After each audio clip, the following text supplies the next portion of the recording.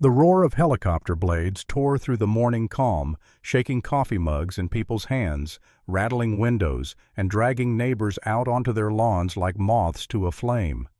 And dangling from those blades, swinging helplessly in midair, was Karen's gleaming white Lexus, the same car she'd used to blockade my garage for days.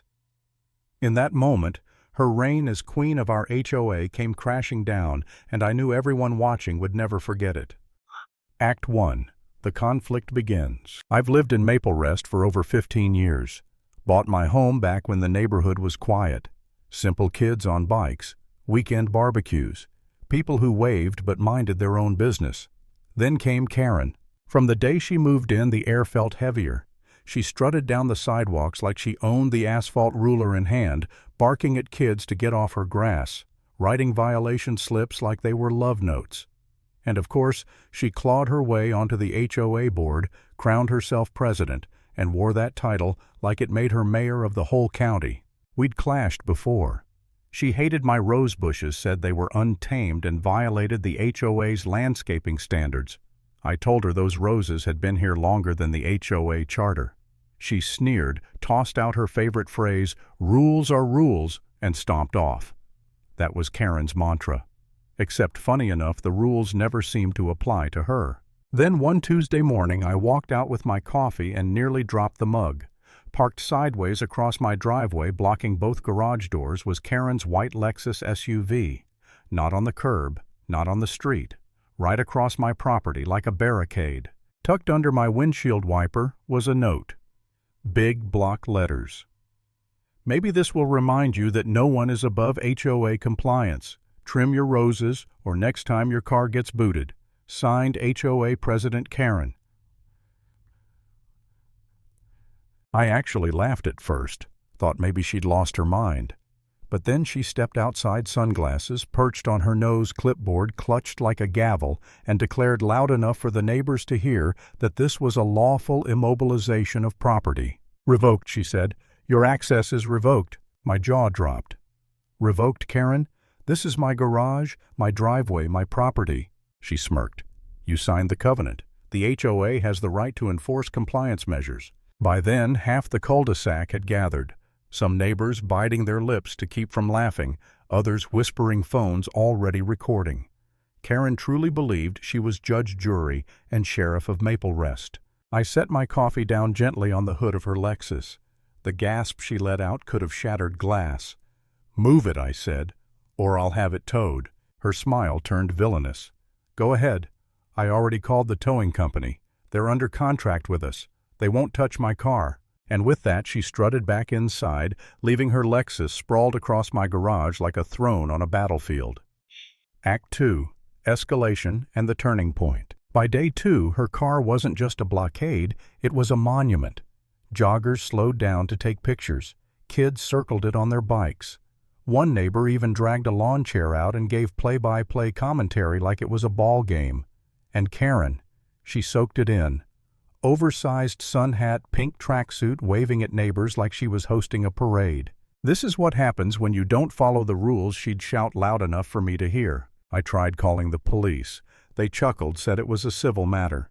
Called towing companies, every one of them refused. Karen had locked them down months ago with HOA contracts. That night I sat on my porch, staring at her Lexus, shining under the streetlight. The humiliation hit me in waves. I wasn't just blocked from my garage, I was being punished, treated like a misbehaving kid. And I'll be honest, there was a moment I almost broke. I thought about trimming those roses, just giving in.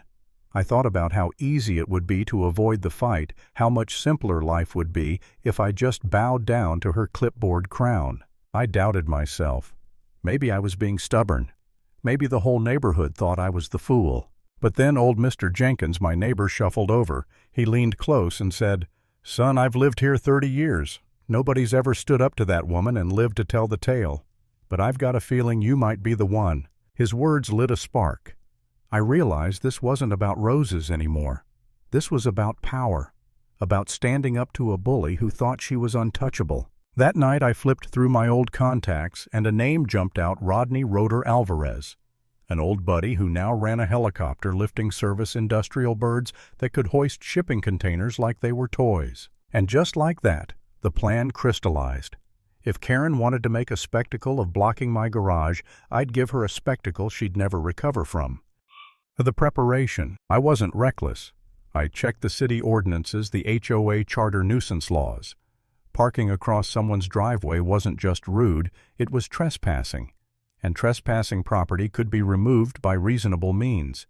Maybe airlifting a car wasn't reasonable in most neighborhoods, but Maple Rest had never met me.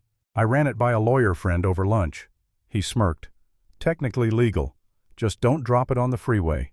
Oh, I won't, I said. I've got a better spot. See, Karen had a powerful friend, the mayor Douglas Whitfield. Rumor was she funded his campaign.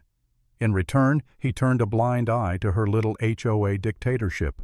So where better to deliver her Lexus than right on his manicured front lawn? It was poetic. Her weapon of control dumped like a spoiled toy at the feet of the man who enabled her. Rodney laughed when I called. You want me to lift a car? Send me the address. I'll make it happen. We picked Saturday morning, prime audience time. Act 3. The climax and justice. Saturday dawned like any other birds chirping, sprinklers hissing.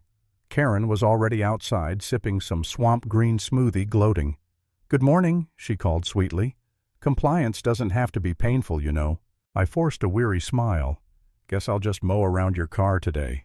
She laughed that sharp, grating laugh. She thought she'd won. But by 900, the thump, thump, thump of rotor blades grew louder, closer. Heads turned.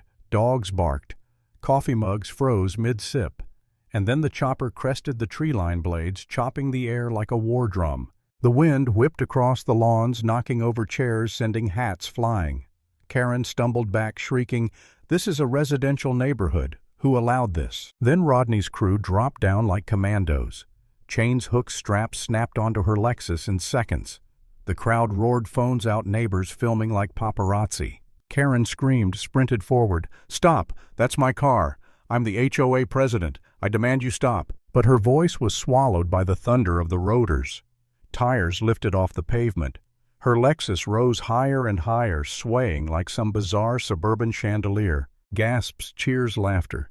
Kids screamed with joy. Neighbors who once cowered under her tyranny were doubled over, howling. And me, I stood on my porch, coffee in hand robe, flapping in the wind, watching her empire literally fly away.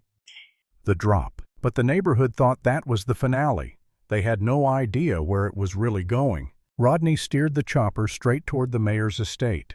That morning, Whitfield was hosting a brunch for the city's elite council members, donors, the whole cocktail and string quartet crowd. They were laughing over Eggs Benedict when the shadow fell. Tablecloths flapped, napkins flew, champagne bottles toppled. Guests clutched their pearls and phones as Karen's Lexus descended like divine judgment. With surgical precision, Rodney lowered it onto the mayor's emerald green lawn. Thud.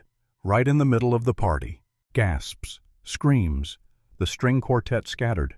The mayor's face went white as chalk. And just like that, the chains unclamped, the helicopter rose, and her Lexus sat there, absurd, gleaming, humiliated on the mayor's perfect grass. Phones captured every second. Within hours, Mayor's Lawn Lexus was trending online. Memes sprouted faster than weeds. The fallout. Back in Maple Rest, Karen lost it. She collapsed in the cul-de-sac, mascara running, bathrobe twisted, shrieking threats. But it didn't matter. The damage was done. The mayor condemned her, fined her for the lawn, hinted at investigations into HOA corruption. At the next board meeting, the members, tired of her bullying, finally turned. They stripped her presidency on the spot. And just like that, the woman who strutted with her clipboard like a crown was dethroned.